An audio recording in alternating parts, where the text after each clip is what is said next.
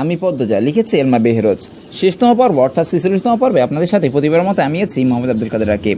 দরজার ঠকঠক শব্দ শুনে পদ্মজা দ্রুত চিঠি দুটি বাজ করে খামের ভেতর রেখে দিল। আঁচলের সাহায্যে চোখের পানি মুছে সে উঁচু কণ্ঠে বলল, বলো বুবু। দরজার উপাস থেকে লতিফার কণ্ঠস্বর ভেসে এলো, মাহবুব মাস্টার আইছে। পদ্মজা উত্তর দিল, নাস্তা তৈরি করো, আমি আসছি। তারপর সে ঘরে ঢুকে আয়নায় দেখে নিল চোখ দেখে বোঝা যাচ্ছে কিনা সে কাঁদছে। গায়ের শালটি রেখে আলনা থেকে আরেকটি কালো শাল নিয়ে ভালো করে ডেকে নিল মাথা। মাহবুব মাস্টার বসে আছেন, বয়স প্রায় 56 বছর। তিনি কঠোর রাগী প্রকৃতির অঙ্কের শিক্ষক। তার সামনে বসে আছেন 3টি ছেলে মেয়ে, যাদের পড়ানোর জন্য পদ্মজা তাকে ডেকে পাঠিয়েছেন। মাহবুব মাস্টার প্রথমে 12 বছরের ছেলেটিকে প্রশ্ন করলেন, তোমার নাম কি?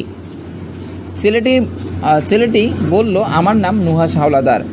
আর ওর নাম? মাহবুব মাস্টার তাকে থামিয়ে দিলেন। তিনি কঠোর সুরে বললেন, তুমি শুধু তোমার নাম বলো, অন্যজনেরটা বলতে বলিনি। কাটা থাতুনি, তোমার নাম কি?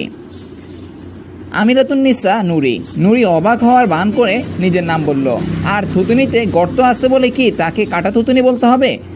নুরির পাশে বসে আছে 10 বছরের মেয়েটি বলল, আমার নাম জিজ্ঞাসা করছেন না কেন? আমি সবার ছোট, আমার নাম খাদিজাতুল আলিয়া। মাহবুব মাস্টার চোখে চশমা ঠিক করে বললেন, ভীষণ বেয়াদব তো, এত অধৈর্য কেন তুমি? নুহাশ আলিয়া মাথায় থাপ্পড় দিয়ে বলল, মা কি বলছে মনে নেই? বেশি কথা বলতে নিষেধ করেনি? আলিয়া ক্রুদ্ধ দৃষ্টিতে নুহাশের দিকে তাকিয়ে বলল, খেয়ে ফেলবি আমাকে? প্রচণ্ড রাগে নুহাশের মাথার চুল খামচে ধরল আলিয়া। নুহাশও খামচে ধরল আলিয়ার চুল। দুজন দস্তাদস্তি করতে করতে মেঝেতে গড়িয়ে পড়ল। মাহবুব মাস্টার বিব্রত হয়ে উচ্চস্বরে চিৎকার করে বলল, হুই হুই। নুহাশ ও আলিয়ার উন্মত্ততা ও মাহবুব মাস্টারের বিব্রত ও অসন্তুষ্ট মনোভাব দেখে পদ্মজার পর্দা খুলে বেরিয়ে এলো। সঙ্গে সঙ্গে নুহাশ ও আলিয়া থেমে গিয়ে সোজা হয়ে দাঁড়ালো। নুরি ক্রুদ্ধ হয়ে নুহাশকে বলল, দিলি তো মাকে রাগিয়ে। মাহবুব মাস্টার হতভম্ব হয়ে বললেন, এত অসভ্য এরা? পদ্মজা শীতল দৃষ্টিতে নুহাশ ও আলিয়ার দিকে তাকিয়ে বলল, সবাই ভিতরে যাও। পদ্মজার কণ্ঠে রাগের আঁচ। তা টের পেয়ে আলিয়ার চোখে জল নেমে গেল। প্রায় প্রতিদিন নুহাশ আর তার ঝগড়া হয়, ঝগড়ার জন্য কঠোর শাস্তি পায়, তবুও ভুলে ভুলে আবার ঝগড়া করে ফেলে। পদ্মজা মৃদু হেসে মাহবুব মাস্টারকে বললেন, ওরা একটু খেপা ধরনের, ভাই বোন একসঙ্গে থাকলে এরকম হয়। মাহবুব মাস্টার অসহিষ্ণুত গলায় বললেন, শয়তানদের মেরুদণ্ড সোজা করতে করতে আমার চুল পেকেছে, ওদেরও কয়েকদিনে সোজা করে ফেলবো। পদ্মজা আশ্বাস দিয়ে বলল, আগামীকাল থেকে আর দুষ্টুমি করবে না, আপনি একটু ভালো করে পড়াবেন। আর 3টা ছেলে মেয়ে অঙ্কে কাঁচা, আপনি আমাকে বলেছেন এতেই যথেষ্ট। অঙ্ক ওদের প্রিয় সাবজেক্ট না বানাতে পারলে আমি মাহবুব মাস্টার না।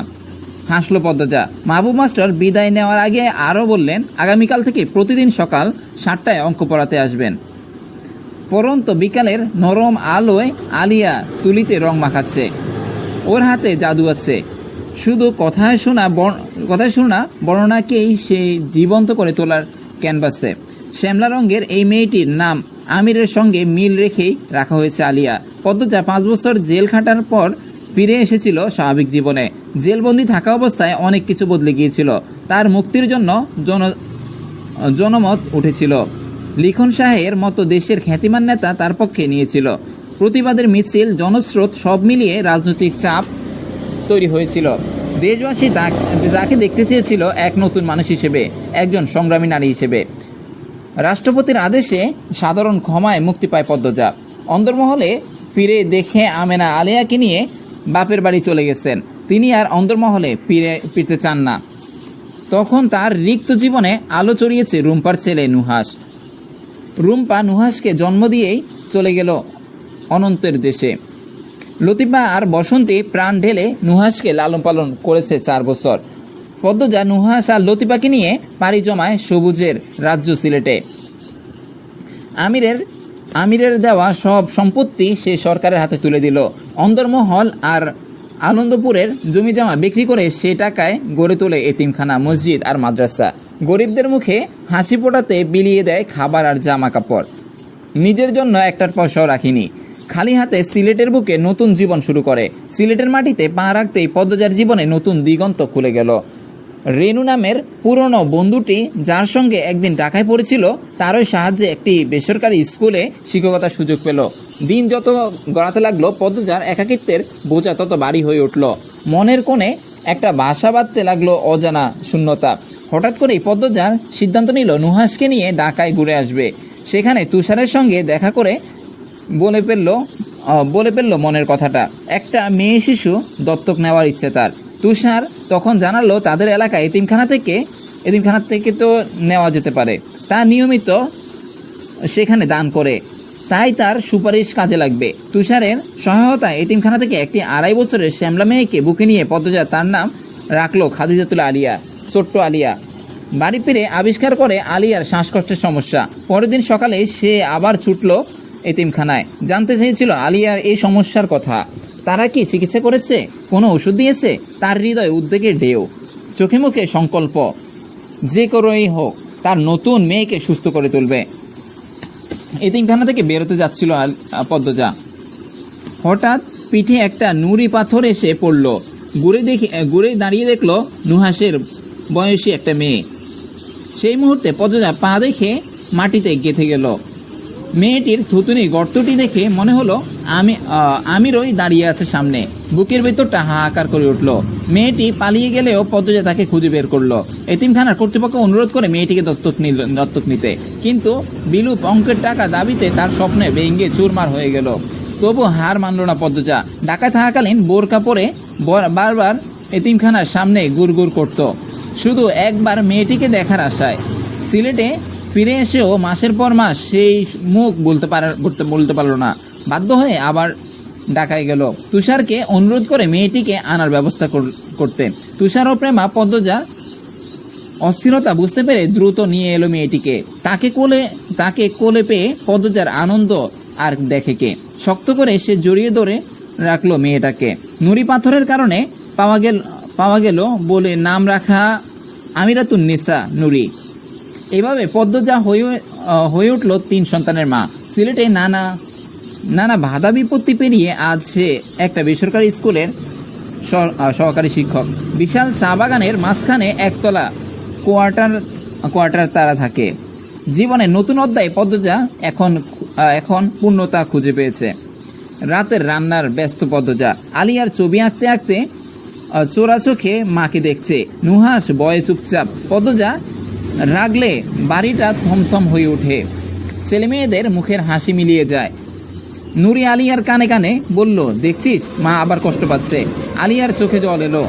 সে কাঁপা গলায় বলল, আমি তো মাকে কষ্ট দিতে চাইনি। নুহাসও দমে গিয়ে বলল, আমিও না।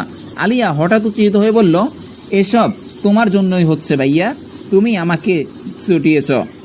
নুরি তাড়াতাড়ি ঠোঁটে আঙ্গুল রেখে ইশারা করলো চুপ করতে। আলিয়া অপরাধীর মতো নিজের মুখ চেপে ধরল। আবার সে চেঁচিয়ে উঠল। নুরি সাহস করে রান্নাঘরে ঢুকে বলল, মা আমি কি সাহায্য করব? পদ্মজা নরম সুরে বলল, না মা, আমি আর তোমার লুতু খালামুনি আছি, তুমি বলো। বই পড়া হয়েছে? নুরি অপরাধীর মতো বলল, ও মা, একদম ভুলে গেছি। পদ্মজা একটু বিরক্তি হয়ে বলল, কতবার বলছি ছুটির দিনে পাঠ্য বইয়ের বাইরেও কিছু পড়তে, ভালো অভ্যাস করতে হবে তো। নুরি মাথা নিচু করে বলল, আর ভুল হবে না। পদ্মজা নুরিকে দেখছিল। মেয়েটা এই তো কৈশোরের দোরগোড়ায় পা দিয়েছে। সাধারণ মুখশ্রী হলেও থুতুনির সেই ছোট্ট খোঁজটা অসাধারণ করে তুলেছে তাকে। কোকড়া চুল, চিকন হাত পা যেন কচি কলাপাতার কোমলতা নিয়ে বড় হচ্ছে। মায়ের দৃষ্টির সামনে একটু অস্বস্তি বোধ করল নুরি। পদ্মজা চোখ সরিয়ে নিল, হালকা সুরে বলল, ওই দুই বাদরকে গিয়ে বলো মাগরিবের আজান হতে চলল, অজু করে জায়নামাজে বসুক, নইলে আমার হাতে মার খাবে। চুপচাপ দাঁড়িয়ে রইল নুরি। পদ্মজা বুড়ুকুচকে জিজ্ঞাসা করলো, কি হলো, যাচ্ছ না কেন? নুরি একটু ইতস্তত করে বলল, মা আমি আজ নামাজ পড়তে পারবো না। পদ্মজা প্রথমে রেগে যাচ্ছিল, কিন্তু পর মুহূর্তে বুঝতে পারলো কারণটা। তার মুখে একটা কৌতূহলী হাসি ফুটে উঠল। ও এই বুঝি আজ তার চুপচাপ। নুরির মুখে লজ্জা মেশানো হাসি ফুটল।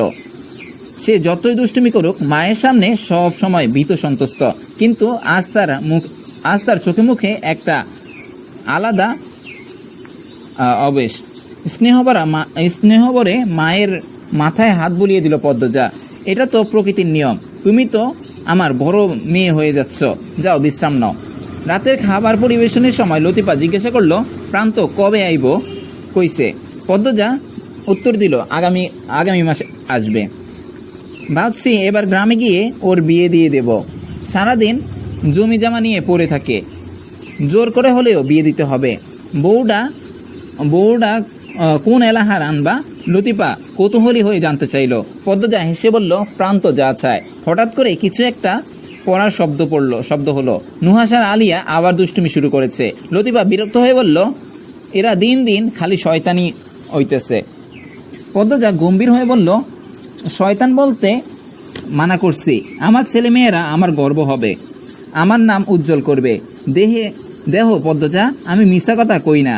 দিন দিন আরও বিগড়াইয়া যাইব। পদ্মজা লতিফার কথায় উপেক্ষা করে ঘরে চলে গেল। নুহাশ খাবার খেতে এসে জিজ্ঞাসা করল, লুতু খালামণি, মা খাবে না? না, খাইব না। তোমরা দুইটায় যেমনে মাস্টারের সামনে পদ্মর মুখ কালা করছ, পদ্ম খাইব কেমনে? হে রাগ করছে। আলিয়া মায়ের ঘরের দিকে তাকিয়ে দৃঢ়স্বরে বলল, তাহলে আমরাও খাবো না। ঘরের আবহাওয়া হঠাৎ করে ভারী হয়ে উঠল। নুহাশ আর আলিয়ার মুখে অপরাধবোধের ছায়া। নুরি মৃদুস্বরে বলল, তাহলে মা আরো বেশি রাগ করবে। আমরা সবাই আরো বেশি কষ্ট পাবো। মনে গভীর ব্যথা নিয়ে মুখ বার করে তারা তিনজন খাবার খেলো। খাওয়া দাওয়া শেষ করে বরাক্রান্ত মন নিয়ে নিজেদের ঘরে গিয়ে শুয়ে পড়ল। প্রতিদিন ঘুমানোর আগে পদ্মজা তাদের গল্প শোনায়। গত 1 মাস ধরে পদ্মজা একটি বিশেষ গল্প বলে আসছে। এক দুরন্ত রাজা আর এক কোমল হৃদয়ের রানীর গল্প। গভীর ভালোবাসার সত্ত্বেও রানী রাজাকে হত্যা করে। পরে রানী কারাদণ্ড হয়, কিন্তু তারপর কি হলো, কখন রানী মুক্তি পেল, পরবর্তী জীবন কিভাবে কাটলো, এইসব জানার জন্য 3 ছেলে মেয়ে উৎকণ্ঠায় সময় গুনছে। পদ্মজার প্রতিশ্রুতি দিয়েছে আজ গল্পের বাকি অংশ বলবে, কিন্তু নুহাশ ও আলিয়া প্রতি অভিমানের কারণে সেই সুযোগ পেল না। নুরি দরজা বন্ধ করে নুহাশ এবং আলিয়াকে কাছে ডাকলো। 3 জন একসঙ্গে বসার পর নুরি আবেগজড়িত কণ্ঠে বলল, আজ বাবার মৃত্যুবার্ষিকী, তাই আজ আর কিছু বলার দরকার নেই। কাল সকালে তোরা দুজন মিলে মায়ের পায়ে ধরে ক্ষমা চেয়ে নিবি। নুরি কথা শেষ করে হাতে তালি দিয়ে উঠল, যেন সমস্ত সমস্যার সমাধান হয়ে গেছে। নুহাশ ব্রুকুচকে সন্দেহের সুরে বলল, কিন্তু মা তো পায়ে ধরে ক্ষমা চাওয়ার পছন্দ করেন না। নুরি মুখে হাসি মিলিয়ে গেল। আলিয়া উৎসাহের সঙ্গে বলে উঠল, আমি একটা আইডিয়া পেয়েছি। আমরা সব বই পড়ে শেষ করে ফেলবো, তাহলে মা নিশ্চয়ই খুশি হবে। কিন্তু তাতে তো বছর পার হয়ে যাবে, মা কি 1 বছর ধরে রাগ করে থাকবে? নুরি হতাশ স্বরে বলল। তারা প্রায় 1 ঘন্টা ধরে নানা পরিকল্পনা নিয়ে আলোচনা করলো, কোনো সিদ্ধান্তই পৌঁছাতে পারলো না। একজনের পছন্দের প্রস্তাব অন্যজনের কাছে গ্রহণযোগ্য হচ্ছিল না। হঠাৎ করে তারা পদ্মজার কণ্ঠস্বর শুনতে পেল। পদ্মজা লতিফাকে বলেছিল, লুতুবাবু, বাড়ির বড় বিড়ালদের বলে দাও যে তাদের ফিসফিসানি শোনা যাচ্ছে। দ্রুত লেপের তলায় আশ্রয় নিল 3 ভাই বোন। পদ্মজা মধ্যরাতে নিঃশব্দে নিজের ঘর থেকে বেরিয়ে এলো। লতিফা তখনও জেগেছিল, তাহাজ্জুদের নামাজে মগ্ন। পদ্মজার সান্নিধ্যে এসে তার কথাবার্তা ও জীবনযাত্রা সম্পূর্ণ বদলে গেল, শুধু মুখের আঞ্চলিকতার টান ছাড়া। ঋতুর বিয়ের পর থেকেই সে পদ্মজার অবিচ্ছেদ্য সঙ্গী হয়ে উঠেছে। লতিফা জায়নামাজ থেকে উঠতে পদ্মজা মৃদুস্বরে বলে উঠল, আমি একটু বাইরে যাচ্ছি, আমাকে না দেখে বাচ্চারা যেন বেরিয়ে না পড়ে। আশেপাশের পরিস্থিতি ভালো না, পাশের এলাকার পরপর 2টা লাশ পাওয়া গেছে। কে জানে এখানে আবার কি ষড়যন্ত্র চলছে। দরজা ভালো করে বন্ধ করে রেখো। লতিফা উদ্বিগ্ন কণ্ঠে বলল, তুমিও যাইও না পদ্মজা তার কথা শুনল না। প্রথমে সে ছেলে মেয়েদের ঘরে গেল। নুরি ও আলিয়াকে এক বিছানায় নিশ্চিন্তে ঘুমাচ্ছে, আর নুহাশ পাশের বিছানায়। পদ্মজা ঘুমন্ত 3 সন্তানকে কপালে কোমল চুমু দিয়ে আলতো করে তাদের মুখ স্পর্শ করল। এই 3টি প্রাণবন্ত শিশুকে সে ভীষণ ভালোবাসে। তাদের জন্য পদ্মজা নিজের জীবন উৎসর্গ করতেও প্রস্তুত। জীবনে যত আনন্দ তার পুরোটাই নুরি, নুহাশ ও আলিয়ার অবদান। পদ্মজা দীর্ঘক্ষণ নিঃশব্দে বসে রইল। তারপর ধীরে ধীরে ঘর ছেড়ে বেরিয়ে পড়ল বাইরের অন্ধকারে। কোয়ার্টার ছেড়ে বেরোতেই নিঃসঙ্গতা তাকে জড়িয়ে ধরল। আমিরের প্রতিটি মৃত্যুবার্ষিকের রাতে সে মুক্ত আকাশের নিচে কাটায়। চোখ বুজে সে অনুভব করে ফেলে আসা স্মৃতিগুলোর স্পর্শ। এই মুহূর্তগুলো একান্তভাবে তার আর আমিরের। প্রায় 1 ঘন্টা হেঁটে পদ্মজা এক উচ্চ পাহাড়ের শীর্ষে পৌঁছালো। এই পাহাড়টি এলাকার সর্বোচ্চ উঁচু পাহাড়। মনে হয় যেন একটা সিঁড়ি পেলেই আকাশ ছুঁয়ে ফেলা যাবে। রাতের আকাশে অসংখ্য তারা দীপ্তিময় হয়ে জ্বলজ্বল করছে। এই অনন্ত নক্ষত্রমালা মধ্যে কোন তারাগুলো তার প্রিয়জনদের প্রতীক। পদ্মজা একটা হাত আকাশের দিকে বাড়িয়ে মনকষ্ট ভরা কণ্ঠে উচ্চারণ করল, আমার প্রিয়জনেরা। তার এই দুটি শব্দের প্রকাশ পায় অন্তরে সমস্ত বেদনা, যন্ত্রণা ও অপূরণীয় শূন্যতা। মা বাবা, বোন, স্বামী, শাশুড়ি সবাই যেন অনন্ত আকাশে বিরাজ করছে। একমাত্র সেই পৃথিবীর মাটিতে একাকী দাঁড়িয়ে। পদ্মজা চোখ বুঝল, বাতাস তীব্র বেগে বইছে। তার শব্দ কানে আসছে। শীতল স্পর্শে শরীরে শিহরণ যাচ্ছে। চোখের পর্দায় ভেসে উঠল হেমলতার তীক্ষ্ণ দৃষ্টি ও কঠোর মুখভঙ্গি। পূর্ণার আনন্দোজ্জ্বল হাসি, আমিরের কোমল স্পর্শের অজুহাত, বুকে জড়িয়ে ধরে অশ্রু নিবারণের চেষ্টা। কি অপূর্ব সেই অতীত, কত মধুর সেই স্মৃতি। পদ্মজা ধীরে ধীরে চোখ খুলল। তার মলিন দুটি চোখ অশ্রুতে ভরাক্রান্ত, নীরবে বসে পড়ল শিশির সিক্ত ঘাসের ওপর। রাতের গভীর নিস্তব্ধতায় পদ্মজার হৃদয় বিগলিত হয়ে গেল। দিনের আলোয় সে কঠোর আবরণ তাকে ঘিরে রাখে। তাই নির্জন মুহূর্তে খসে পড়েছে। চেতনায় এমন গভীরভাবে মিশে আছে আমিরের স্মৃতি যে প্রতিটি শ্বাস প্রশ্বাসে তার উপস্থিতি অনুভব করে সে। পদ্মজার চোখ দুটি আকাশের দিকে নিবদ্ধ, যেন সেখানে আলোকিত সংকেত দেখা প্রত্যাশা করছে। তারাখচিত আকাশে যদি হঠাৎ আমিরের সুপরিচিত হাসিমাখা মুখটা ফুটে উঠত, কেমন আছে সে? এই বিশাল মহাশূন্যে কি সে শান্তি খুঁজে পেয়েছে? চোখের পানি অবিরল দ্বারা পদ্মজার গাল বেয়ে নেমে এলো। নীরবে প্রবল আবেগে সে পদ্মজাকে সবাই চেনে, দৃঢ়, নির্মম এবং অনমনীয়। সেই নারীর এই ভঙ্গুর রূপ কারো কল্পনারও অতীত। এই মুহূর্তে সে শুধুই একজন নিরীহ প্রেমিকা, যার হৃদয়ে প্রিয়জনের জন্য আকুল। হাঁটুতে মুখ গুজে অতীতের স্মৃতি হারিয়ে গেল পদ্মজা। প্রতিটি স্মৃতি তার কাছে অমূল্য রত্নের মতো, যা সে আঁকড়ে ধরতে চায় প্রাণপণে। বছরের এই দিনটি মনের অতল গহ্বরে লুকিয়ে থাকা হাসি, আনন্দ আর ভালোবাসার মুহূর্তগুলো নবজন্ম লাভ করে। প্রতিটি স্মৃতি তার হৃদয়ে গভীর ক্ষতের সৃষ্টি করে, কিন্তু সেই বেদনাও তার কাছে অমূল্য। এই ব্যথা তো আমিরের দেওয়া শেষ উপহার। হঠাৎ পদ্মজা কারো উপস্থিতি অনুভব করলো। কেউ তার দিকে ধীরে পদক্ষেপে এগিয়ে আসছে। গত কয়েকদিন এই অঞ্চলে 2টি রহস্যময় হত্যাকাণ্ড ঘটেছে। ঘটনাস্থলে এখান থেকে খুব দূরে নয়। মৃতদেহের ছবি দেখে মনে হয়েছিল কোনো অশুভ শক্তি দেখে আতঙ্ক চড়াতে চাইছে। লাশের শরীরে পাওয়া ক্ষতচিহ্ন দেখে অনুমান করা যায় হত্যাকারীরা কোনো অন্ধকার শক্তির উপাসক। পদ্মজার মস্তিষ্ক সতর্ক হয়ে উঠল। নিঃশব্দে কোমরবন্ধে লুকানো ছুরিটি বের করল সে। তারপর দ্রুত ঘুরে দাঁড়িয়ে দেখল নুরি কালো বোরকা পরে দাঁড়িয়ে আছে। মেয়েকে দেখে পদ্মজার চোখে মুহূর্তের জন্য বিস্ময় ফুটে উঠল। দ্রুত তা মিলিয়েও গেল। নুরি প্রায় তাকে অনুসরণ করে। সেই পদ্মজাকে একা ছাড়তে চায় না। ঘাসের উপর বসে মৃদুস্বরে বলল, পদ্মজা, তোমাকে কি আমি পিছু নিতে বারণ করিনি? চুপ করে রইল নুরি। পদ্মজাও আর কিছু বলল না। ঘাড় গড়িয়ে পিছনে তাকালো নুরি। দূরে নুহাস ও আলিয়া দাঁড়িয়ে আছে। তাদের চেয়েও দূরে লতিফাকে দেখা যাচ্ছে। লতিফা নুরিদের আটকানোর চেষ্টা করেছিল, কিন্তু এই দুরন্ত কিশোরীদের সে নিয়ন্ত্রণ করতে পারেনি। তার চাইতে লতিফাকে বেঁধে ফেলেও আসতে পারত। নূরে সন্তপর্ণে প্রায় শব্দহীন স্বরে ডাকলো, মা। পদ্মজা দূরে অন্ধকারে চোখ রেখে নির্লিপ্ত কণ্ঠে উত্তর দিল, হ্যাঁ বলো। নুরি কিছুক্ষণ ইতস্তত করলো, তারপর সাহস সঞ্চয় করে জিজ্ঞাসা করলো, বাবার কথা ভেবে কাঁদছিলে? পদ্মজা নীরব রইল, তার নীরবতা হাজার কথার সমান।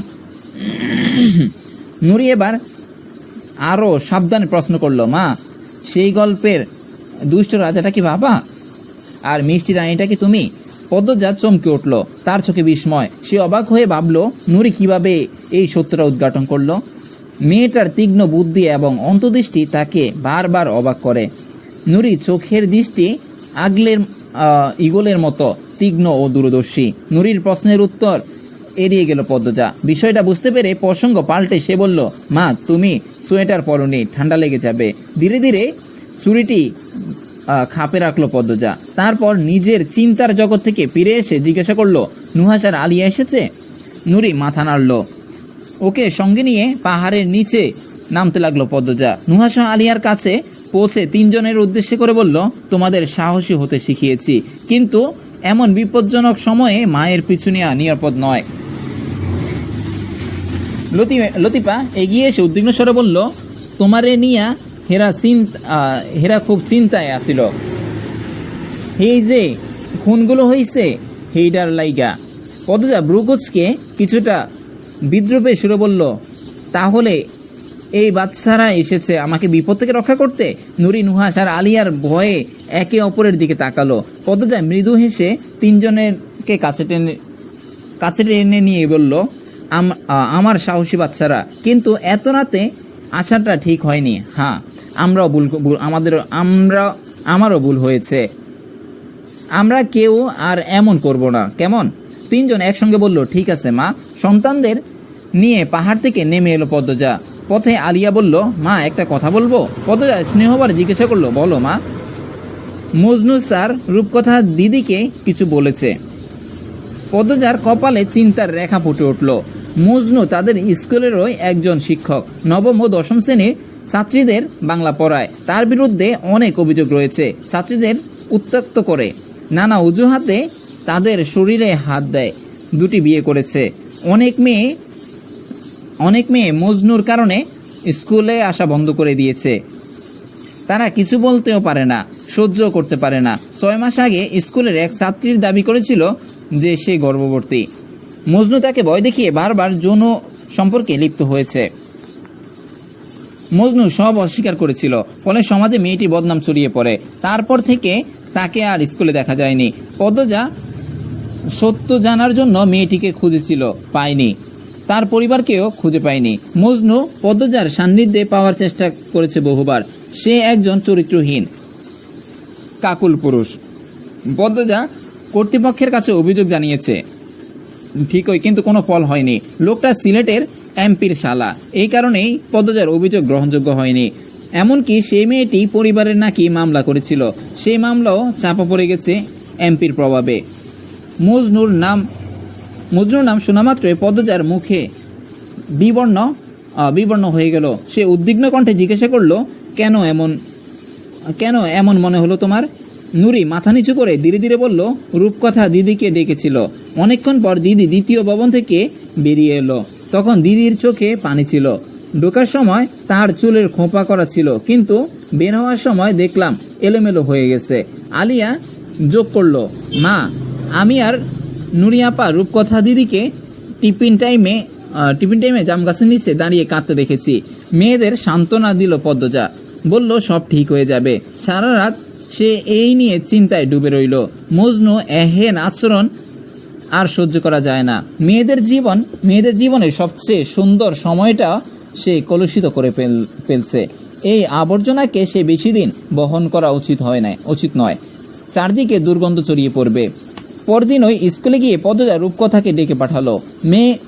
মেয়েটা হিন্দু ধর্মাবলম্বী, অসাধারণ সুন্দরী। তার ধর্মের ভাষায় বলতে গেলে সে যেন সাক্ষাৎ দেবীর অবতার। 9ম শ্রেণীর ছাত্রী সে। পদ্মজার সামনে এসে দাঁড়ালো রূপকথা। তার সারা শরীর ভয়ে কুকড়ে গেছে। তার দিকে তাকিয়ে পদ্মজা অভয় দেওয়ার স্বরে বলল, দেহে মনে হচ্ছে তুমি খুব হতাশ আর ভীত। আমার কাছে তোমার সমস্যার কথা খুলে বলতে পারো। রূপকথা পদ্মজার কথায় চমকে উঠল। কেউ তার গোপন কথা জেনে ফেলেছে। ব্যাপারটা ওকে প্রবল এক ধাক্কা দিয়েছে। পদ্মজা চেয়ার ছেড়ে উঠে রূপকথার পাশে এসে দাঁড়ালো।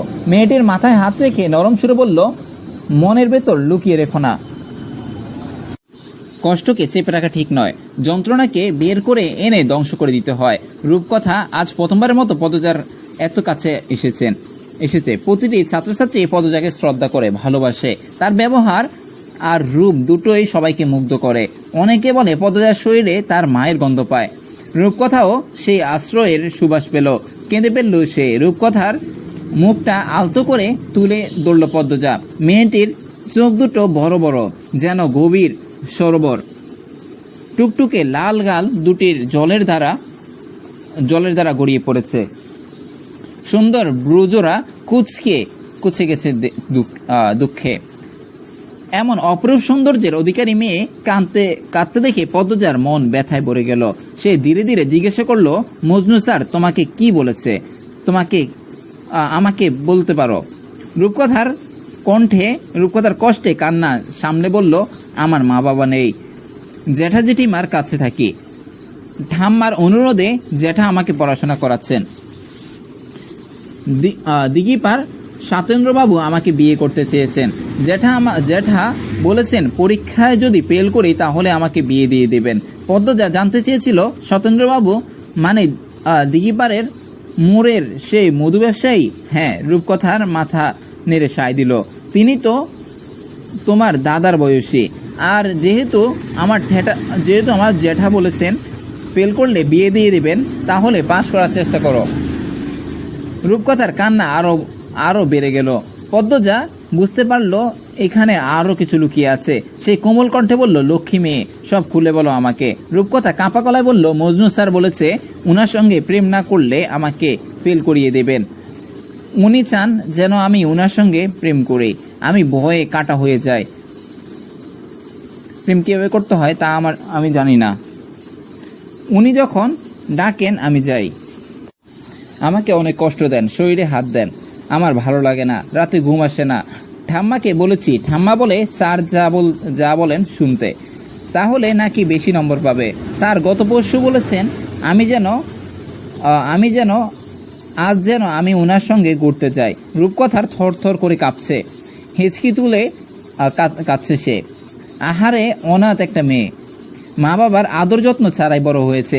নিজের দাদিও সমস্যা শুনে বলেছে স্যার যা বলছে তা শুনতে, এতে নাকি বেশি নম্বর পাবে। কি ভয়ঙ্কর মানসিকতা!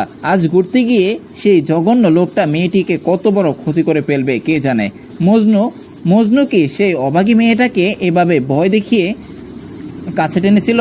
রূপকথাকে বুকের সঙ্গে জড়িয়ে ধরল পদ্মজা। রূপকথার মনে হলো সে তার হারানো মাকে জড়িয়ে ধরেছে।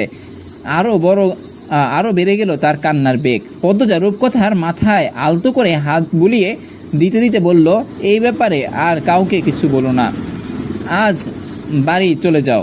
পদ্মজা ভাবছে, এই কোমল প্রাণটিকে রক্ষা করতে হবে, তার সুন্দর ভবিষ্যৎকে কলুষিত করতে দেওয়া যাবে না।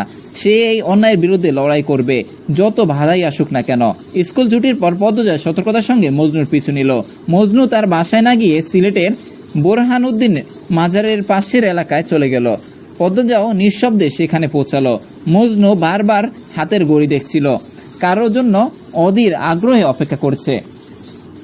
পদ্মজা একটা সাদা বিল্ডিং এর আড়ালে অদৃশ্য হয়ে পরিস্থিতি পর্যবেক্ষণ করতে লাগলো। প্রায় 40 মিনিট পর তাদের স্কুলের পোশাক পরা একটা মেয়ে মজনুর সঙ্গে দেখা করতে এলো। ঘৃণায় বিকৃত হয়ে উঠল পদ্মজার মুখ। মজনু শিক্ষকতাকে চলনা হিসেবে ব্যবহার করেছে। মেয়েদের ভোগ করার জন্য শিক্ষক কখনো লম্পট হয় না, বরং লম্পটরাই শিক্ষকের ছদ্মবেশ ধারণ করে। পদ্মজা পরপর 3 দিন সতর্কতার সঙ্গে মজনুকে অনুসরণ করে নিশ্চিত হয়েছে। মজনু প্রতি রাতে ঘুমাতে যাওয়ার আগে বাইরে একটা টং দোকানে চা খেতে যায়, তারপর সিগারেট টানতে টানতে বাড়িতে ফেরে। রাস্তার দুপাশে ঘন ঝোপঝাড়, যা মজনুর এই অভ্যাসটাকে তার জন্য আরও সুবিধাজনক করে তুলেছে। পদ্মজার পরামর্শ মেনে 3 দিন স্কুলে আসেনি রূপকথা। চতুর্থ দিন রাতে 8টায় পদ্মজা একটা বড় লাগেজে একটা বড় ধানের বস্তা ও একটা রান্দা নিল।